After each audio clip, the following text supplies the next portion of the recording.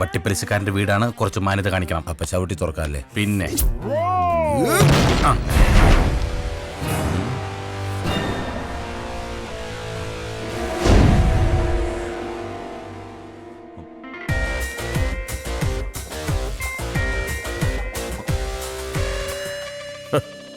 ഇങ്ങനെ ഒരു വരവ് നീ ഒരിക്കലും പ്രതീക്ഷിച്ചില്ല അല്ലേ? ഒരാണും പെണ്ണ് സംസാരിക്കുന്നതിനിടയ്ക്ക് കയറി ഡോയ് കൂയിന്നൊന്നും ഒച്ചുണ്ടാക്കരുത്. Boss continue. Thank you. ഞാൻ നിനക്ക് കാശ് തരാനുണ്ടെന്ന് കരുതി എന്റെ ഓഫീസിൽ കയറി എന്ത് തോന്നിവാസവും കാണിക്കും അല്ലടാ? അല്ല സുധീന്ദ്ര, ഏത് പോലീസുകാരനും ഒരു അബദ്ധം പറ്റത്തില്ലേ? വട്ടിപ്പലിശക്കാരനൊക്കെ എന്ന് മുതലാടാ പോലീസുകാരനായത്? ഞാനൊരു ഉപമ പറഞ്ഞല്ലേ? ഉപമ പറയാ നീ ആരടാ? എഴുത്തച്ഛന്റെ ചെറുമോന്. മലയാളം പോലും വായിക്കാൻ അറിയാത്ത നിന്റെ വീട്ടിലെ ഇംഗ്ലീഷ് മാഗസിൻ, അവന്റെ മാഗസിൻ. ഗോപാലകൃഷ്ണ, ഓപ്പൺ ദ പണപ്പെട്ടി. ഓ ദാ. പണം സുധീന്ദ്രന് പുല്ലാടാ. ഇനി എന്റെ കൺമുന്നിൽ നിന്നെ കണ്ടാൽ നിന്റെ മുട്ടുകാല് ഞാൻ തല്ലി ഓടിക്കും കേട്ടോടാ. പൊന്നെ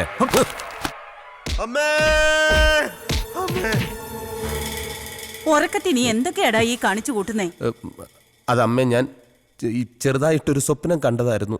നീ ഇങ്ങനെ സ്വപ്നം കണ്ടാലേ നിന്റെ പെങ്ങക്ക് ഭർത്താവില്ലാതായി പോകും. അളിയനെന്തു പറ്റി? ദാ നോക്ക്. അളിയൻ ഇന്നലെ എന്റെ അടുത്താണോ കിടന്നത്? ഞാൻ ഉറക്കത്തിലായിരുന്നു അളിയ. ശരിക്കും എന്താ പറ്റിയത്?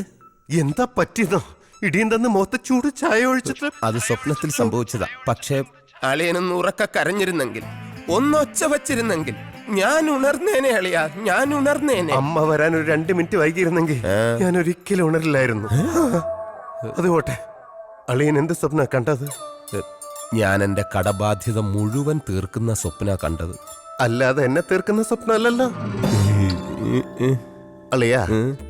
അളിയന്റെ കടബാധ്യത ഒരിക്കലും തീരാത്ത സ്വപ്ന. അളിയനൊന്ന് പിടിക്കോ? അവന്റെ ശരീരത്തിൽ അവയങ്ങളൊക്കെ വർക്കുണ്ടോ നോക്കട്ടെ. ദേഹം മുഴുവൻ പൊള്ളിയാൻ തോന്നുന്നു. ചൂട് ചായ മുഖത്തൊഴിച്ച്. ഒരു കണക്കിന് അളിയൻ ഭാഗ്യവാനാ. ഞാൻ ഇന്നലെ കണ്ട സ്വപ്നം എന്താണെന്നറിയോ? എന്താ അളിയ? അളിയന്റെ മുഖത്ത് ആസിഡ് ഒഴിച്ച് ഈ വീടിന് ഞാൻ തീയിടുന്നതായിട്ടാ.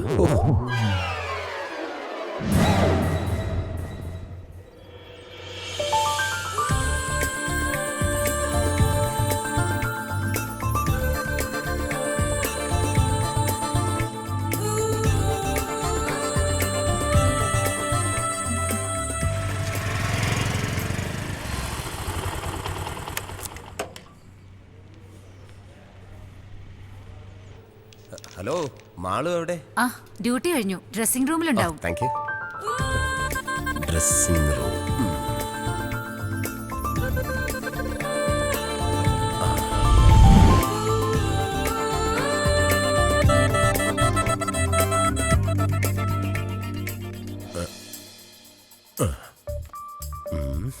ദൈവമേ, ആരും വരല്ലേ. മാളു ചക്കരക്കുട്ടി. അയ്യോ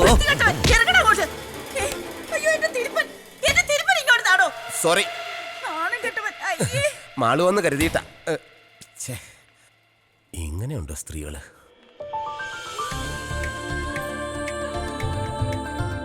മാളു, നീ ഡ്രസ്സിംഗ് റൂമിലുണ്ടെന്ന് കരുതി ഞാൻ അതിനകത്ത് നിന്ന് കയറി. ഞാനില്ലാന്ന് അറിഞ്ഞോണ്ട് കയറിയതല്ലേ? അതെ, എങ്ങനെ മനസ്സിലായി? ഈ സ്വഭാവം എനിക്ക് അറിയില്ലേ.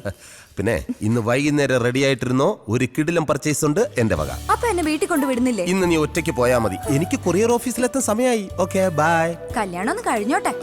ഓക്കെ, കല്യാണം കഴിയട്ടെ. അപ്പൊ കല്യാണം കഴിഞ്ഞില്ലല്ലേ? ഇല്ല, അമ്മാവന്റെ മകളാ കെട്ടാൻ പോകുന്നേ ഉള്ളൂ. മോനെ, ഒരു ഉപദേശം തരാം. എന്താ? ഈ വിവാഹം എന്ന് പറയുന്നത് ഒരു KSRTC ബസ് പോലെയാ.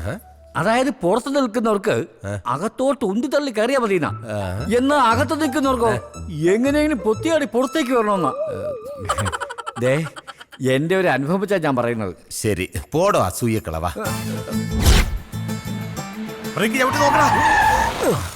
ഭാഗ്യം, ഇന്നെങ്കിലും ബ്രേക്ക് കറക്റ്റ് കിട്ടി. അല്ലെങ്കിൽ എന്റെ കയ്യിൽ നിന്ന് നിനക്കിട്ട് കിട്ടിയാ.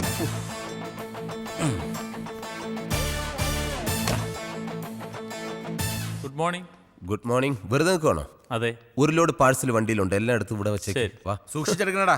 വെറുതെ അങ്ങോട്ടും ഇങ്ങോട്ടും നടക്കുക. Good morning. Good morning Jency. ഇതൊക്കെയാണ് വിശേഷങ്ങൾ. അതെ, പഞ്ചാര അടിച്ചുകൊണ്ട് നിൽക്കാതെ ഈ പാഴ്സൽ എല്ലാം പെട്ടെന്ന് സോർട്ട് ചെയ്യാൻ നോക്കാം. ശരി സാർ. ശരി. ജിൻസയ്ക്ക് വല്ല കാര്യമുണ്ടോ അവനെ കയറി സാറേ സാറെന്നൊക്കെ വിളിക്കാൻ? പിന്നെ ഹണിമൂണൊക്കെ കഴിഞ്ഞിട്ട് എങ്ങനെയുണ്ട്? ആ കുഴപ്പമില്ല. വല്ല സംശയം ഉണ്ടായ നമ്മളോടൊക്കെ ചോദിക്കണേ. അതെ ചേട്ടാ, ഒരു കാര്യം ചോദിച്ചാ ആരോടെങ്കിലും പറയൂ? ആരോടും പറയില്ല, ചോദിച്ചോ. 2 വർഷം കഴിഞ്ഞ് കുട്ടികൾ മതിയെന്ന ഞങ്ങളുടെ തീരുമാനം. അതിനെന്താ ചെയ്യണ്ടേ? ഒന്നും ചെയ്യാണ്ടിരിക്കുക, ഏ? അതേ ഉള്ളൊരു വഴി. എന്നാലും പറയേ. ചേട്ടനൊന്നും പറഞ്ഞിട്ട് കാര്യമില്ല. എന്താ ഇത്ര അത്യാവശ്യം? എന്തെങ്കിലും പറ്റിക്കഴിഞ്ഞ നിന്റെ ചേട്ടനാ. എന്താ ഏട്ടാ? അയ്യോ, എപ്പോഴായിരുന്നു? ബോധം വീണാ? എന്താടാ? കരയല്ല ചേട്ടാ ഇങ്ങനെ. ചേട്ടാ സമാധാനിക്ക്. ഇതൊക്കെ എല്ലാവരും ജീവിതത്തിൽ ഉണ്ടാവുന്നല്ലേ ചേട്ടാ. ഞാൻ വരാം, പിന്നെ വരാം. ചേട്ടൻ വെച്ച് ചോദിച്ചു. കരയല്ലേ? എന്താ പ്രശ്നം? ചേട്ടന്റെ ഭാര്യ പ്രസവിച്ചു പെൺകുഞ്ഞാന്ന്. ഒരു പെൺകുഞ്ഞ് ജനിച്ചതിനാണോ നിനക്ക് നിന്റെ ചേട്ടനും ഇത്രയും ടെൻഷൻ? എടാ, പെൺകുഞ്ഞെന്ന് പറഞ്ഞാൽ വീടിന്റെ വിളക്കാണ്, അതറിയോ? ഇപ്പൊ തന്നെ 6 വിളക്കുണ്ട് വീട്ടില്. ഇതിനെല്ലാം കൂടെ എണ്ണ ഒഴിക്കാനുള്ള കാശ് നീ തരുവാടാ? കഴിഞ്ഞ മാസം ശമ്പളം ഇങ്ങനെ. നീ സമാധാനപ്പെടും. പാചകം കഴിക്കാൻ വേണ്ടി എല്ലാത്തിനും നല്ല മിടുക്കാണ്. കൊച്ചേ, കവർ വല്ലതും ഉണ്ടെങ്കിൽ അന്നേ. വിളക്കാണ് പോലും. ഇതാർക്കിത്? ബാബാ കല്യാണി. ബാബാ കല്യാണി, ബാബാ കല്യാണി. സ്വാമി ശരണം. അതെ, ഒരാൾക്ക് ശ്രദ്ധയില്ല. ഇത് ജെന്റിൽമാനാ, ഇവൻ കൊണ്ട് കൊടുത്തോളൂ. ദാ, പ്രിൻസേ, ഇത് കൊണ്ടുപോയി പുറത്ത് കളഞ്ഞേ. ഇതാരടി തെങ്ങന്തയൊക്കെ കൊറിയറിൽ അയച്ചത്? തേങ്ങയായിട്ട് അയച്ചതാന്നേ. മേൽവിലാസം കറക്റ്റ് അല്ലാത്തത് കൊണ്ട് ഇതിനകത്ത് കിടന്ന് മുളച്ചതാ. ഇനിയുണ്ട് ഒരു 10-16 എണ്ണം. ഇതെല്ലാം എടുത്ത് മാറ്റിയില്ലെങ്കിലേ കൊറിയർ ഓഫീസ് തെങ്ങും തോപ്പായിട്ട് മാറും.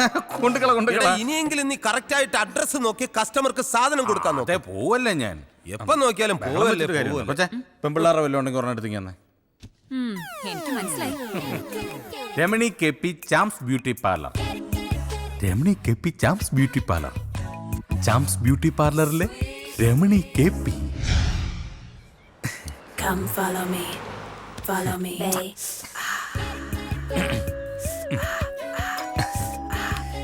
രമണി മോൾ ഇപ്പൊ വരും. Come follow me, follow me. ആരാ? ഞാൻ കൊറിയന്നാ. കണ്ടിട്ട് ആഫ്രിക്കയിൽ നിന്നാണെന്ന് കരുതി. കൊറിയല്ല, കൊറിയർ സർവീസ് കേട്ടിട്ടില്ലേ? Super fast courier. ഒരു കവർ ഉണ്ടായിരുന്നു. ഇങ്ങനെ തന്നേക്കും. സാറിനല്ല, പിന്നെ മാഡത്തിനാ. മേഡമോ? ആ, രമണി മാഡത്തിന്. രമണി മേഡമല്ല, മാനാ ഈ ഞാൻ. അയ്യേ, അതെങ്ങനാ ശരിയാവുന്നത്? രമണി എന്ന് പറയുന്നത് സ്ത്രീയല്ലേ? എടോ, എന്റെ മുഴുവൻ പേര് രമണീദാസൻ നായർ. എന്റെ ജ്യേഷ്ഠന്റെ പേര് ഗൗരീദാസൻ നായർ. എന്റെ അനുജന്റെ പേര് ശോഭനദാസൻ നായർ. ആ ഐശ്വര്യ റായ് സാറിന്റെ സഹോദരി ആവാതിരുന്നു ഭാഗ്യം. അതെന്താ? അല്ലെങ്കിൽ സാറിന്റെ അച്ഛൻ ആ സുന്ദരി കൊച്ചിന് ഭാർഗവൻ പിള്ള എന്ന് പേരിട്ടാനെ. ഒരാള് വന്നിരിക്കുന്നത്. ഒപ്പ് വേണ്ട. ഒറ്റ ഒപ്പിയുണ്ടല്ലോ, രമണി ചാച്ചൻ ഞായരി.